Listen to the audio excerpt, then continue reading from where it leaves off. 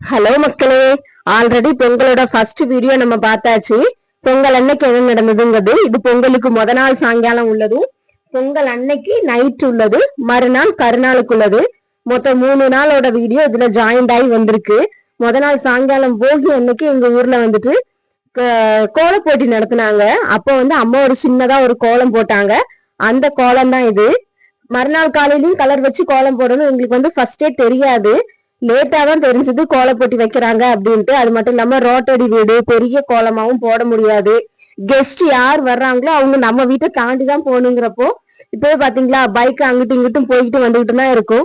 நம்ம ரோட்டை அடைச்சி கோலம் போட்டோம் அப்படின்னா 2 நிமிஷம் கூட நம்ம கோலம் இருக்காது. இங்க இருந்து அங்க போவேல ஒரு தூக்கு, அங்க இருந்து இங்க வரும்போது ஒரு தூக்கு தூக்கிடுவாங்க. சோ அதனால வாசலுக்குள்ள மட்டும் சின்னதாட்ட ஒரு கோலம் போட்டா போதும் அப்படின்னு கோலம் போட்டோம். கடைசியில அந்த கோலத்துக்கும் கிஃப்ட் கிடைச்சது. இந்த மாதிரி ஒரு பிளேட் கிஃப்ட் கொடுத்திருந்தாங்க. பொங்கலுக்கு முத நாள் விளக்கு வீடெல்லாம் காலையிலேயே கழுவி முடிச்சாச்சு.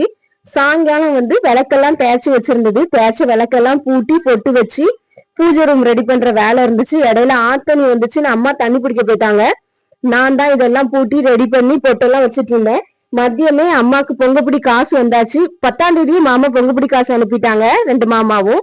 அதை எடுத்துட்டு போய் அப்பாவுக்கு லீவ் கிடைக்கல, இன்னைக்குதான் லீவ் கிடைச்சது அப்படிங்கறதுனால அம்மாவும் அப்பாவும் திருநெல்வேலி டவுன்ல போயிட்டு தேவையான காய்கறி எல்லாம் வாங்கிட்டு வந்துட்டாங்க.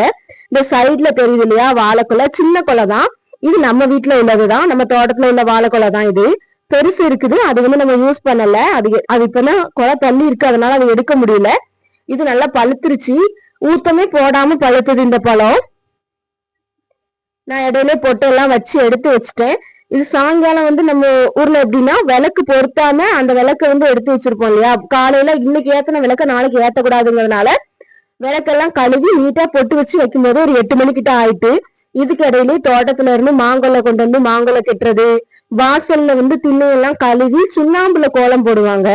அது நல்லா இருக்கும். அப்புறம் இந்த பட்டை அடிக்கிறது, வெள்ளை கலரும் வெள்ளை கலருக்கு சுண்ணாம்புல பட்டை அடிப்பாங்க. காவி கலருக்கு காவி இருக்கு இல்லையா, அந்த காவியை கலக்கி பட்டை அடிப்பாங்க. அதை அடிச்சாச்சுன்னா அதை அடிக்கும் போது ஒவ்வொருத்தரும் கேட்பாங்க, என்ன உங்க வீட்டுக்கு பொங்கல் வந்தாச்சா, உங்க வீட்டுக்கு பொங்கல் வந்தாச்சான்னு. ஆல்ரெடி பொங்கலுக்கு 10 நாளா வேலை பார்த்து செம்ம டயர்ட்ல தான் எல்லாரும் இருந்திருப்போம்.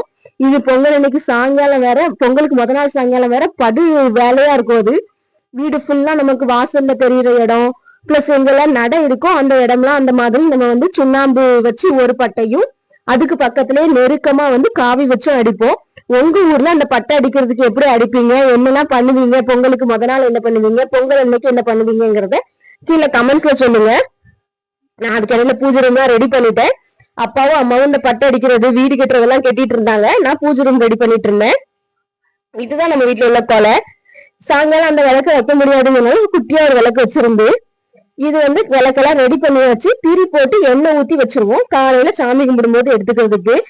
அம்மாவும் அப்பாவும் டவுனுக்கு போய் காய் வாங்கிட்டு வந்துட்டாங்க. மாங்காய், அப்புறம் பீன்ஸ், புடலங்காய். நம்ம ஊருக்கு எப்பவுமே ஒரு காய்கறிக்காரர் வருவார்ல, அவர் அப்பவும் வந்திருந்தாரு.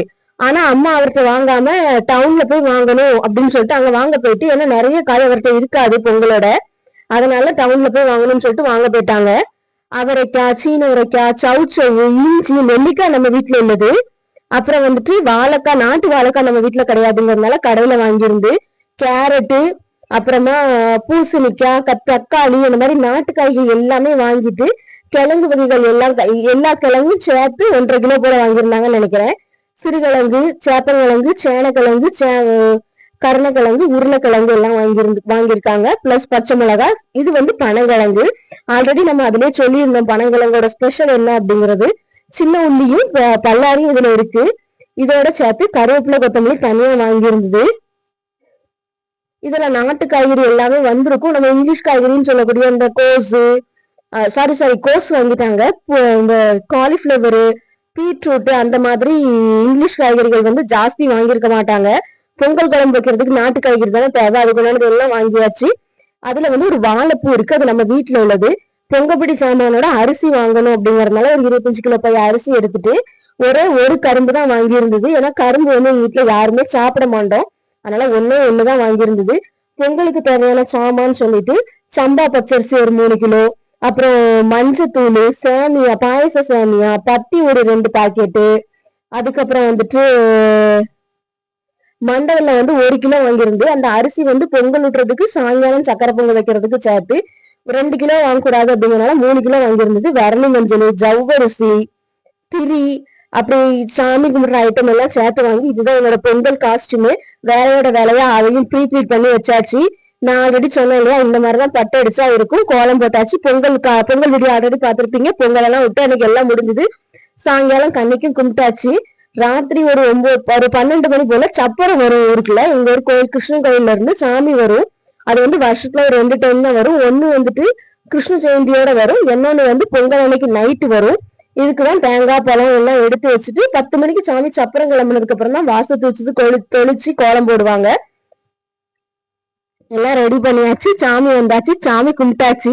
எங்க வீட்டுல மாடு கிடையாது, அதனால பொங்கல் முத நாளே முடிஞ்சது. மாட்டு பொங்கல் அன்னைக்கு காலையிலேயே மட்டன் எடுத்துட்டு வந்து உளுந்தஞ்சோறு பொங்கி மட்டன் சுக்கா எலும்பு குழம்பு வச்சாச்சு.